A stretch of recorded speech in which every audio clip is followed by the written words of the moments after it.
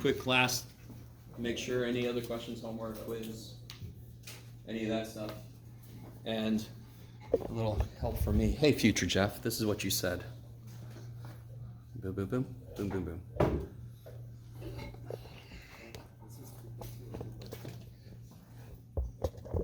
Say again? Is what? What? Sorry? Well, we're starting. 2-1. Yeah.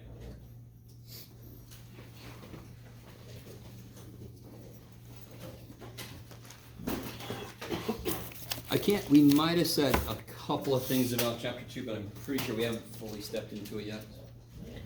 It's been a little while since we last saw each other. By the way, I hope everybody had an okay long break. It did for the most part. I'll say that. So we're about to get into, all right, so let me ask a couple things. What does rank of a matrix mean? The amount of linear, Yes. independent, linear. All right, beautiful. So if I have a 3x3 matrix, yes, which is a little quick review of a couple things. It's always good to check in and see what we know. If I have a little, dadgummit, there we go. 3x3, who knows, Jeff? 2, 1, 3, -1, 0, 4, 0, -5, 6. I feel pretty confident those are linearly. If they are linearly independent, what's the rank of this matrix? 3. I like it. So the rank deals with the number of independent columns. Let me do something you all should know right now. Have we done, well, okay, part of what I need to do is discuss the elimination process, Gaussian elimination. Did we do an example like that already? If I were to Gaussian eliminate, use Gaussian elimination on a matrix of full rank, so of full rank just means it has the highest rank it could possibly have. You guys with me? So the highest rank it could possibly have is basically the number of columns, because that would be the number of independent columns, right? Okay. So if I have especially a square matrix of full rank, and what would it become if I Gaussian elimination, if I use Gaussian elimination? Identity 1, 1, 0, 0, 0, 1, 0, 0, 0, 1. Yes, exactly. Kick ass. Bodacious. Now, if I had a matrix that had less rank, less than full, so I had a 3x3 that had rank 2, Gaussian elimination would result in what? So if I had a 3x3 that had a rank of 2, 1, 0, 0. one row would be 1, 0, zeros. Kick ass. 11. Okay, so a lot of some new definitions that are headed our way very soon are based on what we just said. Right, so the book is going to treat like new ideas. They're actually connected. They're very intimately connected to the stuff that we already know. Okay. So, what was the column space again? In general? It's the linear combinations of Kick ass. pieces. Good. So it's the linear combination of all the column vectors, correct? Later we'll talk about row space. Or very soon, I should say. Same idea.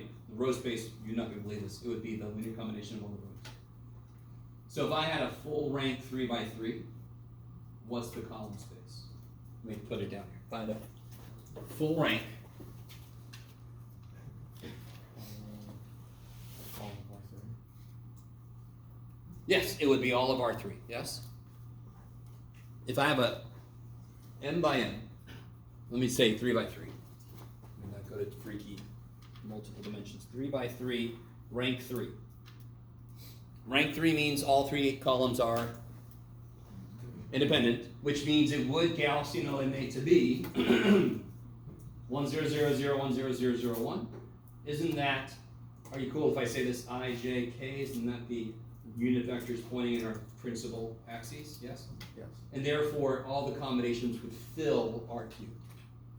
If I had a rank 2 3 by 3, all the combinations would fill what? The plane. The plane. Oh, somebody's like motion. There. Um,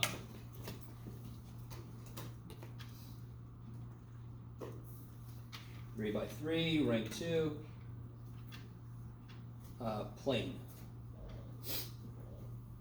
Now, what plane that is depends on what's kind of left over. Yes? Doesn't have to be X, Y, or Y, Z or whatever. It could be some tilted plane dude. Depends on what's left over. Okay. So that's part of what we study here is not just the shape, but how do we give a nice, accurate definition of what that is. Okay. So right now we're at the level of, like on the quiz, is it a plane, a line, or the full space, the full RQ? I think I've used this terminology before. Have I said the word span? Excuse me, let's see. So in this situation, I would say that the columns of A span a plane that is a subspace of R3. Get out of there, Jeff. Okay, let me see if I can come back to the living fully.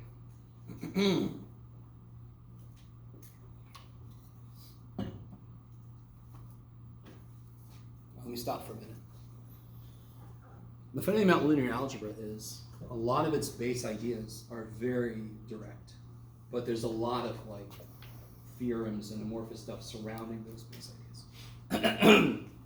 So every now and again you'll get a homework that's very simple, and then the next homework question is kind of esoteric. You've lived this experience if you've been doing the homework. Okay. Excuse me for continuously dying. I'll see if I live or die. So let's do a quick example here. Can anyone tell me anything that must be true about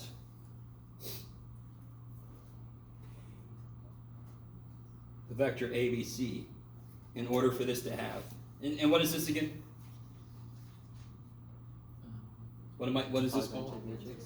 Yeah, augmented matrix, which means this is A, this is B, and we're trying to figure out the answer, which would be X. So this is related to AX equals B. It's kind of the computational way we can represent AX equals B. Matrix A times vector X equals vector B.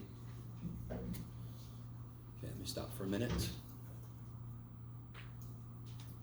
So, in order for this to have a solution, what must be true about ABC?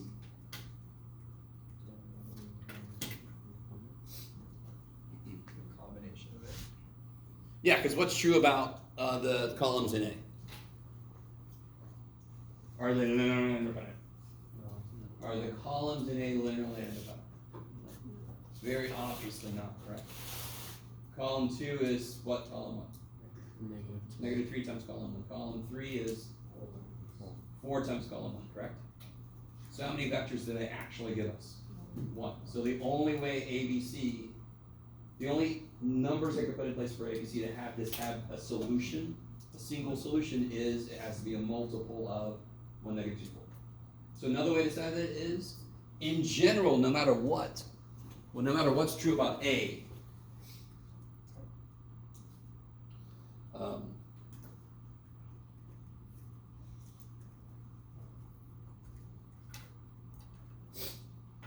in order for this to have a solution, B1, B2, B3 must be in this column space of A. Kind of makes sense. And therefore, if A is full rank, it's guaranteed to have a solution. You guys with me? Okay. All right. So let me say that again. If our matrix A is of full rank, then this equation is guaranteed to have a solution. Because if it's of full rank, it covers the whole R cubed, if I'm kind of considering R3. Okay, all right.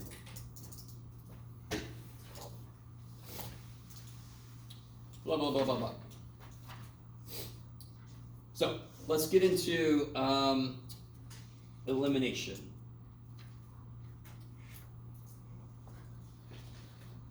So I think when I did an example of elimination with you, I actually took it all the way out. So one thing we do with elimination is we start with ax equals b, and we eliminate down to ux equals c. Does anyone remember what u meant? Upper triangle. Upper triangular, kick ass. Which means the numbers would all live on the diagonal and up, and this little 3 0 would be zeros down here. Yeah, so it would be, this would look like number, 0, 0, 0, number. That would be upper triangular. So the upper part, the upper triangular piece, would have nothing but numbers, and the lower would have zeros. By the way, in order for this to have an answer, I need what to be true about the numbers on the diagonal. None of them can be 0. None of those can be 0. Okay. And we sort of said that before already. So now we can start to change our language. So what's really funny is a lot of the things we're going to talk about are related to other things we did, but it leads to a quicker way to analyze something later. So we're going to kind of shift our perspective a bit. I'm going to call these numbers. So like if I had a matrix, you could do it, Jeff. 1, 4, 7.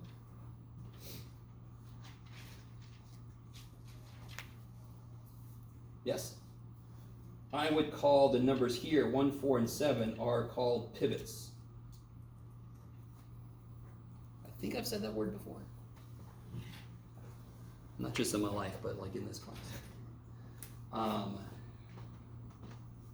right, so if you see the word pivot in the book, it just means the number you're left with once you get it into upper triangular form. So if any of those are 0, you either aren't done. So let me give you an example.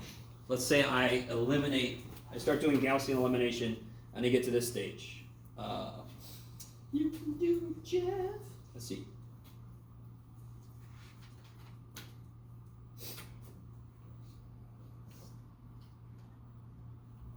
The way I've got it written are any of my pivots 0.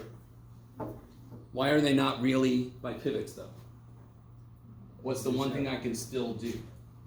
Swap. Yes, good. So when I do Gaussian elimination, very often when you do it, if you've ever done any Gaussian elimination in life, you make zeros pop wherever you can, and sometimes you'll have zeros where you don't want them, and you're always allowed to just switch to rows, because what does every row mean? What's one possible interpretation of a row? Is an equation. So of course I gotta rewrite equations in different orders. Who cares which equation I tell you first? Yes. Okay. Now, one thing to realize,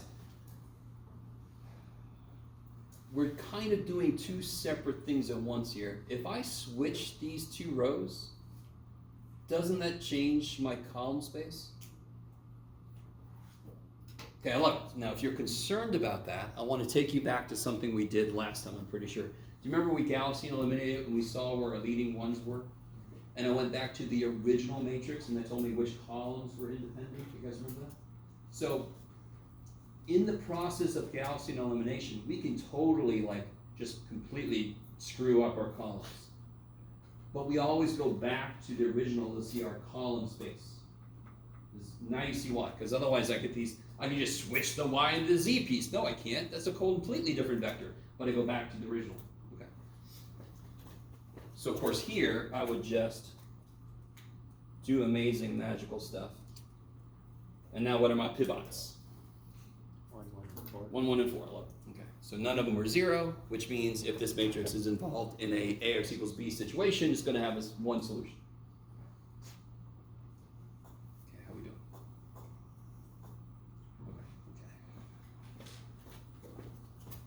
Okay. Again, I never want to play poker with any of them. So, let's see. Blah, blah, blah, blah, blah, blah, blah. Yes, okay. So, help me out.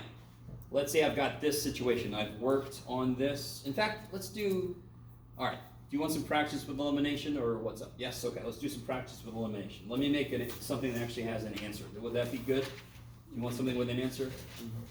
Let me put it over here so you can't see it. Sure, John. All right. Let's see if he can do it. All right.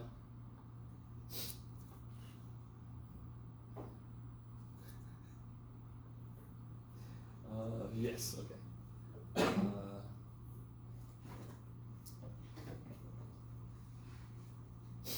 Oh crap. Oh. Okay. And then.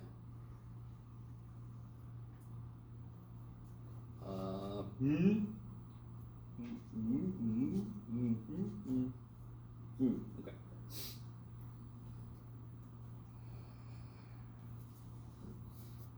So I'm going to do two things. We're going to do this by hand. I'm going to show you what it looks like in the calculator. We're going to have to do a little bit of both, right? Eventually, later semester, we'll start letting the calculator do some of it because we're going to be doing extra crap on top of that. So I'm not going to, I just want to make sure you guys know how to do this. What's a good first step if we want to eliminate this? Anybody?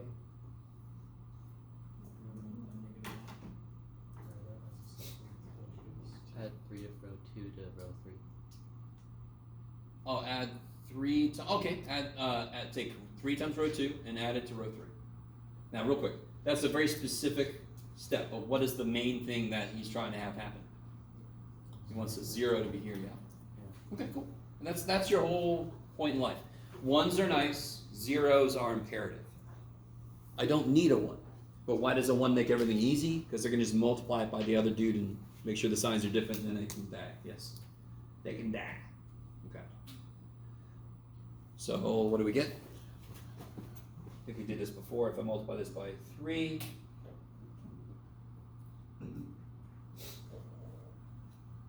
so if I take 3 row 2 and I add it to row 3,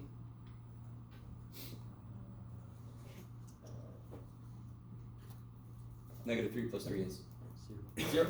9 plus 4 is 13, right? 9 plus 4. 4, yeah. Yeah, so what I put in little parentheses are what they would be if I multiplied by 3. Do I need to keep it multiplied by 3 forever? Or do I just need it multiplied by 3 for an instant? An instant. So that's why I put in little parentheses. Here's what it would be, and then forget about it. Forget about it. Let's see, negative 6 plus 1. Yeah, 5. Holy shit. And then 33 plus 8. 42. 41. 41. Yeah.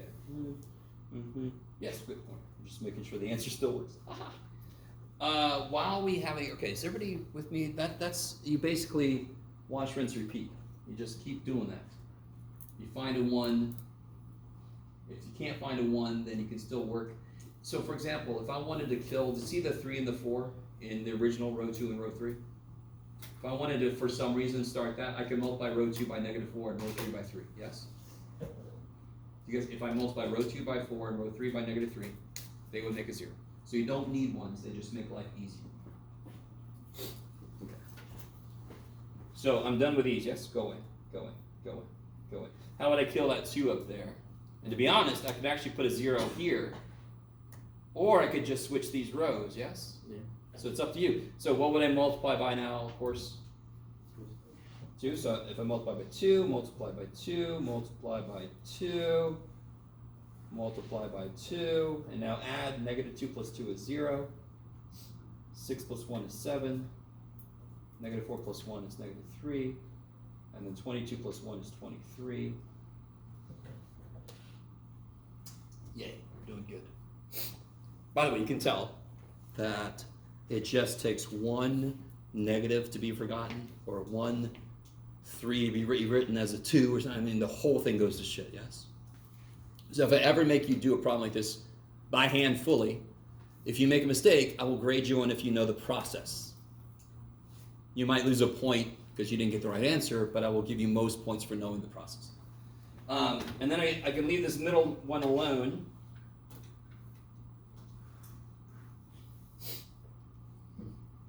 At the moment, and I love how the book makes a big deal out of this, is one of my pivots 0? Yes. At the moment, yes. Is that a problem? No. What can I do right now to make it? You can swap. I can swap. Yeah. So I could put could also multiply by negative, but we'll see if anybody wants to do that. Jeff, one of these has got to be 23. There you go, buddy.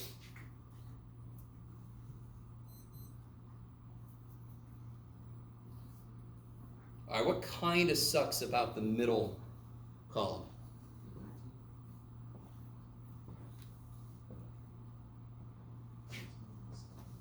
So 7 instead of 11. I don't have a 1. Can you guys see how to make a 1? Divide by 7. One way to do it is divide by 7. Do you want to?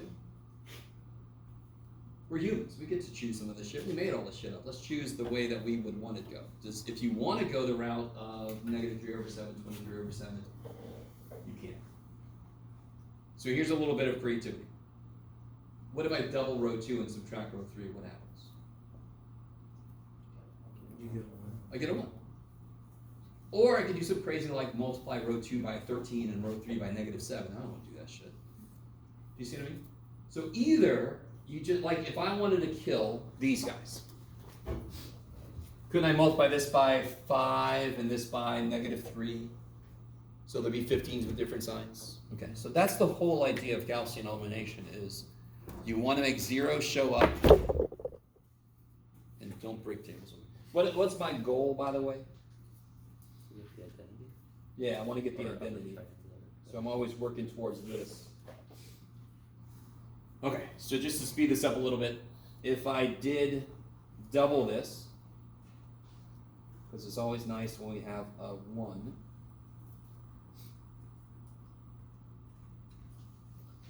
And then added and then subtracted, sorry, I'll get 1, negative 1, 5. Ooh, that looks nice.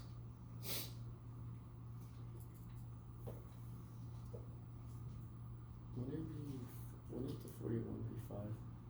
Hmm? Wouldn't 41 at the very end be 5? Here? Yeah. No, because I Oh. added and put the result here. Oh, okay, never mind. Yeah. So everybody, do you understand every single thing I'm doing is motivated by one thing. I want my goal to be 1s on the diagonal, 0s everywhere else. Yes. So we're actually going to go to the point, we got one more thing I want us to do. Because I want us to take this to an upper triangular. Why is this not upper triangular yet? Because it's 13. It's a damn 13. How to kill the 13. How do I kill the 13? Sorry. How do I eliminate the 13? Multiply row 2 by... Yeah, multiply row 2 by Negative 13. negative 13. Oh shit, what's that? 65? I don't know. Is it? No, it's not that big, is it? Yes, it is. It is. Thank you.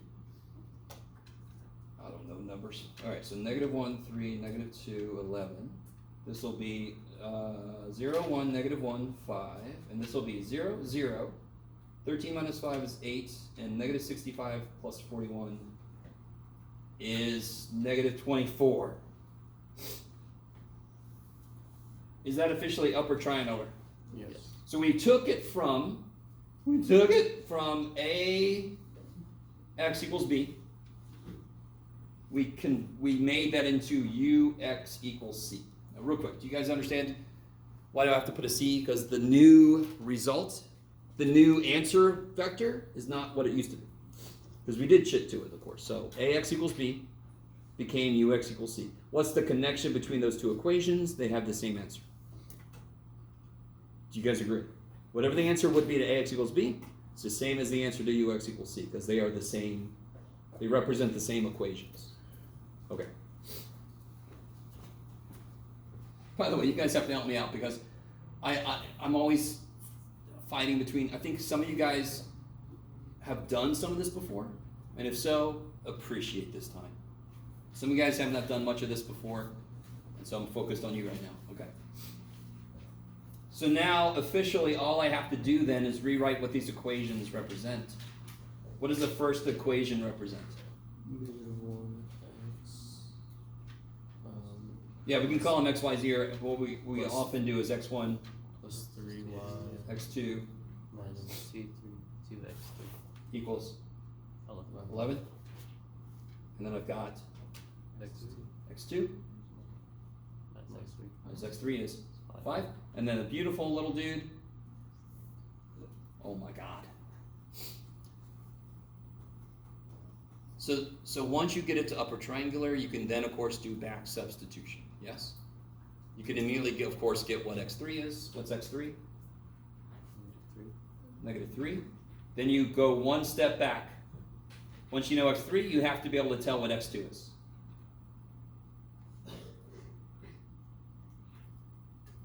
Is that cool? Plug a -3 in. So x2 plus 3 is 5. So x2 is, Next two is 2. holy shit. Yes.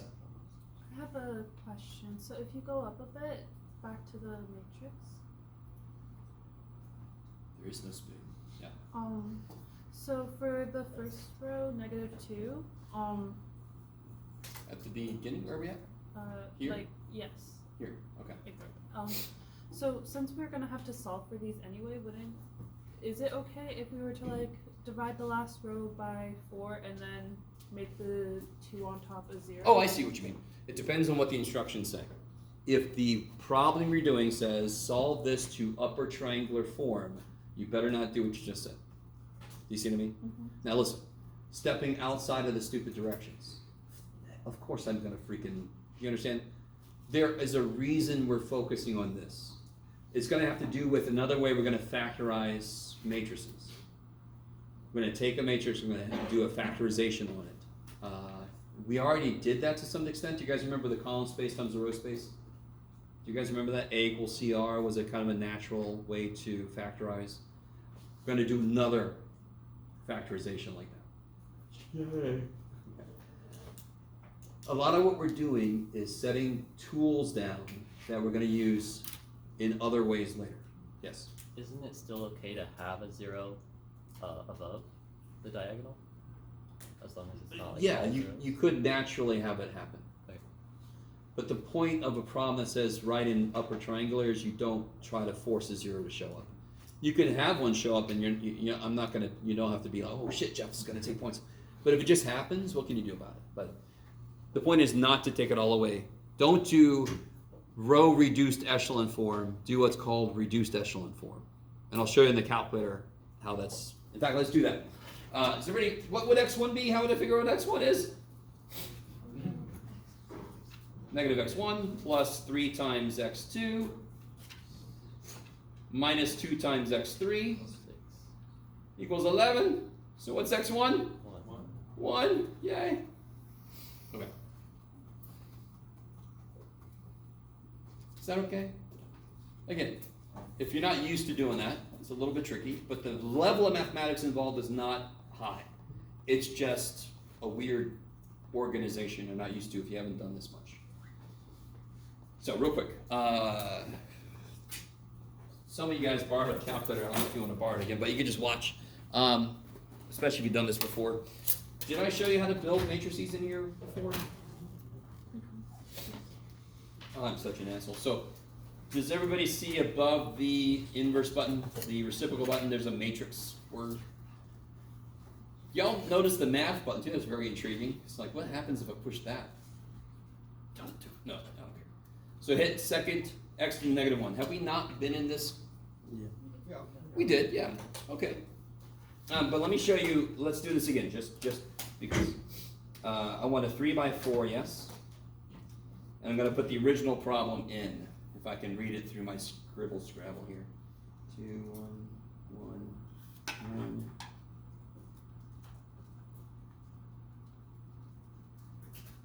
Shites. Okay. Oh man, time flies. Yes. So for using the calculator for the matrix, we don't have like that equal lines. Does that matter? Oh no, that's fine. In fact, I think this book does that. I think they put the line down. I can't remember if Strang does that. That line is something that some books do, some books don't. The calculator, okay, real quick, calculator is dumb. It just knows it's a matrix. It has no idea if it's an augmented matrix. You know what I mean? So it's not going to put the line there because it doesn't know if that's what we mean. Is that cool? But we have all the content correct. So when I row redo this, it's going to do the right thing. So I think I showed you guys, if you go back to matrix, go to math, What I don't want to do is RREF. Wait, You can call this really reduced echelon form if you want, but it's, huh? does it gave the same answer. What do you mean? I did the RRF. Well, we don't do REF. We're going to do REF. Oh shit, I should have gotten out of my matrix. Get out of your matrix, second quit. I think I said this last time. 8384 Ti is built for stats. Things like matrices, we're gonna have to, it's not built for that.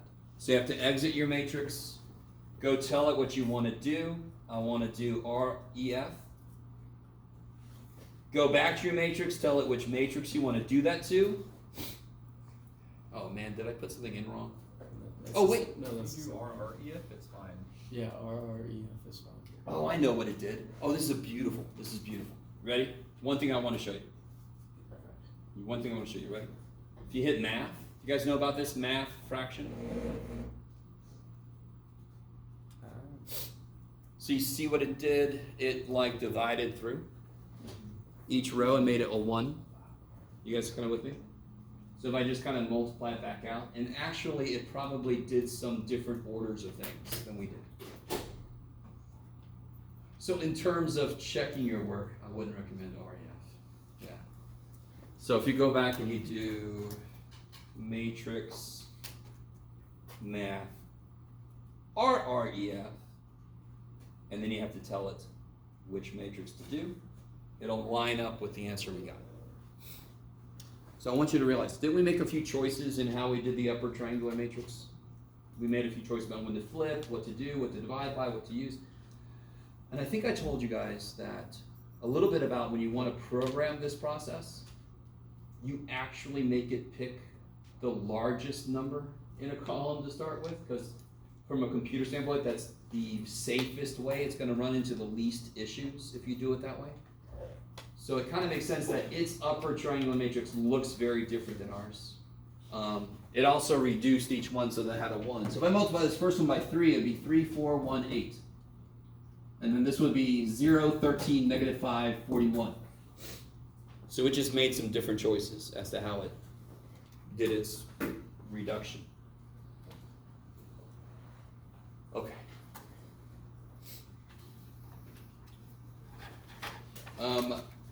Couple last things. Blah, blah, blah, blah, blah, blah, blah. Oh, here we go. Perfect. There's an idea called an elementary matrix. And this book doesn't, they use something different, but I want to start with this. And then I want to explain what they actually do. Can you guys all do this for me? Do, oh, let's see. Sure.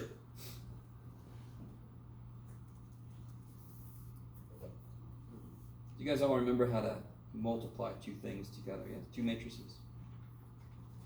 Yeah.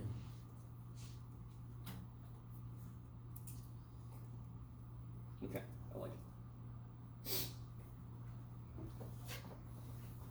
Should be kind of quick because there's a lot of ones, there's a lot of zeros. So when you go to multiply these together, remember it's basically a dot product between the row of one and the column of the other one. That's the computational way we do this. That's what we called the row picture before. So the dot product here.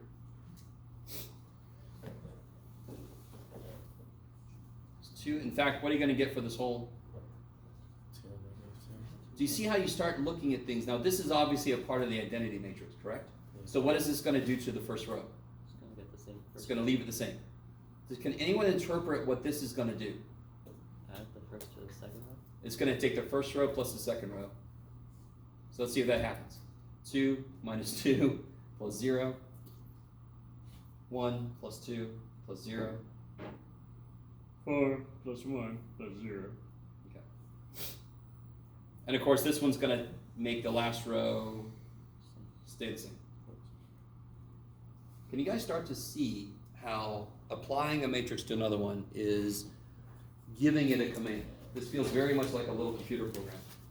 feeding the 2, 1, 4 matrix into the subroutine of that, what does it always do? What will that first matrix always do to any matrix I feed it? Add the first row to the second row, put the answer in the second row.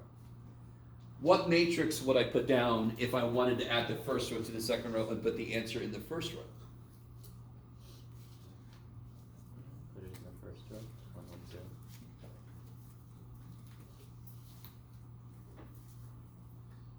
What would that matrix look like? You put 1, 1, 0 on the first. 1, 1, 0, 0, 1, 0, 0, 0, 1, yes. So an elementary matrix is one row operation. So how many elementary matrices are there? There's an elementary matrix for every possible thing that I could do. And what if I wanted to double the first row? What elementary matrix would do that? I wanted to just double the first row. 2, 0, 0, 0, 1, 0, 0, 0, 1, yes? And if you think about it, how did I go from here to there? How did I go from here to there? Multiply them. No. How, if I start here, what rows do I add or subtract or multiply to get to here? Oh, you added row 2 to row I add row 2 to row 1 and put the answer in row 1. That's why when I use this matrix to multiply another matrix, that's what it does. That's what it does to it. So it's kind of neat. If I string together a bunch of these elementary matrices, and I know what each one does. Let's see if you guys are cool. Here's a, oh shit, I only have 5 minutes. So we have this matrix here. I'm going to call this elementary matrix 1. Is that cool? That one. And that's the one that adds row 1 to row 2 and puts the answer in row 2, correct? Now you guys help me out. What if I wanted a matrix, wanted an elementary matrix that would subtract row 3 from row 1 and put the answer in row 1? Let's say row 3, yeah. Ellie. 1, 0, 1. Where would that go? I want to put the answer in row 3. The answer, Subtract row 3 from row 1. So do it to this. Start with the identity matrix. If you subtract row 3 from row 1, what do you get? 1, 0, negative 1.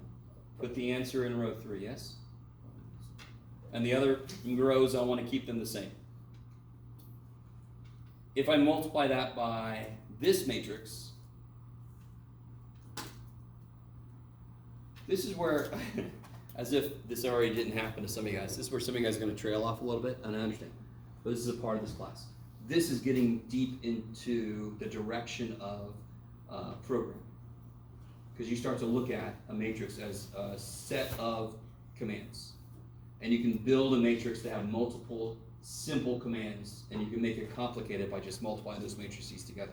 And you know exactly what the matrix is going to do if you feed something to it, yes? So what do I get when I multiply those together? Let's see. Get 1, 0, 0, 1, 1, 0, is that cool? And then I get 1, 0, negative 1, is that cool?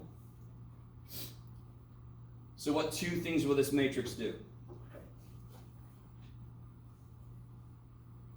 It'll add row 1 to row 2 and put it into row 2, and it will then subtract row 3 from row 1 and put that into row 3.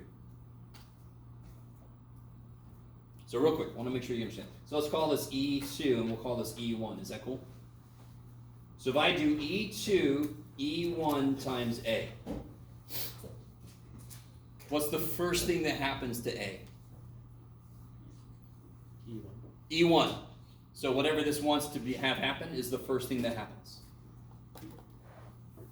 Is order important? Shit, yeah. Because if the second dude does something to a row, the first dude changed, and then I changed that order, it's going to be a completely different thing. Could be. Not always.